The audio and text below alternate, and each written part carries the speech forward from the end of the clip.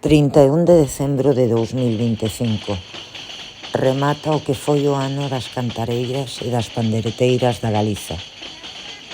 Foi o ano tamén de Prudencia de Beán de Riba, de Manuela da Benita, de Teresa da Cambada, de Asunción de Beán de Baixo, de Adelia da Jajá e de Teresa da Canóniga, de 6 bravas mulleres da aldea de Nés que xa están na historia do noso país pola súa defensa e espallamento tanto da nosa lingua como da nosa música, das nosas coplas.